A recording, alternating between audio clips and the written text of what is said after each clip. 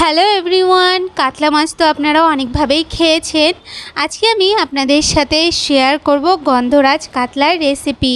আর এই গন্ধরাজ কাতলার রেসিপি এতটা অসাধারণ খেতে, না রান্না করে খেলে বিশ্বাসই হবে না। তো যাই হোক, নমস্কার বন্ধুরা, সবাই কেমন আছেন? আমি অনেক ভালো আছি। আর সৌমিস কিচেনে সবাইকে অনেক স্বাগত। তো চলুন দেখে নিই এই গন্ধরাজ কাতলা বানানোর জন্য আমাদের কি লাগছে। তো দেখুন, প্রথমে আমি এখানে 4টে কাতলা মাছ নিয়ে নিয়েছি। এরপর আমি এখানে নিয়ে নিয়েছি 4-5টার মতন কাঁচা লঙ্কা, 4-5টার মতন রসুন, এক টুকরো আদা আর একটু ধনেপাতা। এরপর আমরা এই মশলাটার একটা পেস্ট বানিয়ে নেব। এরপর মশলাটাকে আমি দিয়ে দেব কাতলা মাছের ওপরে। কাতলা মাছের ওপরে দিয়ে এরপর আমি ওর মধ্যে দিয়ে দিচ্ছি পরিমাণ মতন একটু লবণ। আর আমি ওর মধ্যে দিয়ে দেব একটু গোলমরিচের গুঁড়ো। গোলমরিচের গুঁড়োটা দিয়ে এরপর আমি দিয়ে দিচ্ছি ওর মধ্যে একটু সর্ষের তেল। তো এখানে আমি 2 চামচের মতন একটু সর্ষের তেল দিয়ে দিয়েছি। এরপর আমি মাছটাকে এই মশলার সাথে ভালো করে একটু ম্যারিনেট করে নেব। আর ততক্ষণ আপনারা আমার চ্যানেলে যদি নতুন হয়ে থাকেন তাহলে প্লিজ আমার চ্যানেলকে সাবস্ক্রাইব করে দেবেন। আর পাশে থাকা বেল আইকনটা চাপতে ভুলবেন না, তাহলে সবার প্রথমে নোটিফিকেশানটা আপনাদের কাছে চলে যাবে। তো দেখুন, এখানে আমার মাছটা ম্যারিনেট করা হয়ে গেছে। এরপর আমি ওর মধ্যে দিয়ে দেবো, এখানে আমি নিয়ে নিয়েছি এক টুকরো গন্ধরাজ লেবু। তো লেবুর রসটা আমি ভালো করে চিপে নিয়ে মাছটার মধ্যে দিয়ে দেবো।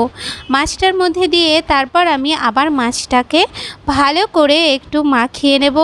মাছটা মাখা হয়ে গেলে এরপর আমি মাছটাকে 10 থেকে 15 মিনিটের জন্য একটু রেখে দেব।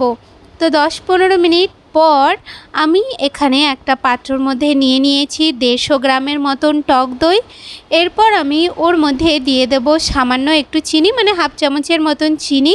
আর এখানে আমি হাফ চামচের মতন, মানে পরিমাণ বুঝে একটু লবণ দিয়ে এরপর আমি ওর মধ্যে দিয়ে দিচ্ছি গন্ধরাজ লেবুর যে ওপরে সবুজ অংশটা থাকে, সেটা আমি একটু ঘষে দিয়ে দেব 1 চামচের মতন।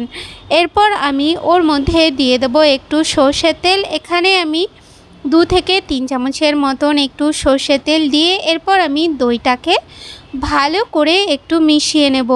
দইটাকে ভালো করে মিশিয়ে নিয়ে এরপর আমি ওর মধ্যে দিয়ে দেব যে ম্যারিনেট করা মাছটা আমি রেস্টে রেখেছিলাম, সেই মাছটা আমি দইয়ের মধ্যে দিয়ে এরপর আমি ভালো করে দইটার সাথে মাছটাকে একটু মাখিয়ে নেব।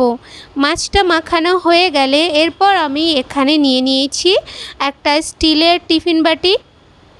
তো আপনারা যার মধ্যে মাছটাকে ভাপাবেন তো সেই পাত্রটা নিয়ে নেবেন। এরপর আমি ওর মধ্যে একে একে মাছগুলো দিয়ে আর মাছের মশলাগুলোও আমি ওর মধ্যে দিয়ে দিচ্ছি।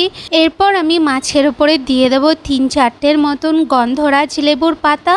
তো পাতাটা দিলে তাহলে স্মেলটা খুব সুন্দর আসবে আর এর স্বাদটাও অনেকটা বেড়ে যাবে। আর এখানে আমি দিয়ে দিচ্ছি গন্ধরাজ লেবু। তো এখানে আমি গন্ধরাজ লেবুকে গোল গোল করে 4 টুকরো করে কেটে নিয়েছি, সেটা আমি ওর মধ্যে দিয়ে এরপর আমি ওর মধ্যে দিয়ে দেব আরও একটুখানি কাঁচা সর্ষের তেল।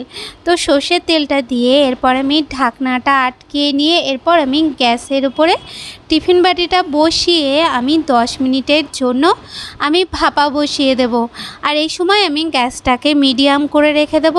তো 10 মিনিট পর আমি টিফিন বাটিটা নামিয়ে যখন ঠান্ডা হবে তখন এই যে দেখুন, আমাদের গন্ধরাজ কাতলা কিন্তু একদম রেডি। আর এই রেসিপিটা এত দুর্দান্ত খেতে, আপনারা কিন্তু গেস্ট আসলে অবশ্যই এই রেসিপিটা ট্রাই করবেন। বাড়িতে নিজেরা তো ট্রাই করবেন, কিন্তু গেস্ট আসলে ট্রাই করবেন অবশ্যই। তো রেসিপিটা ভালো লাগলে অবশ্যই লাইক, কমেন্ট আর শেয়ার করতে ভুলবেন না।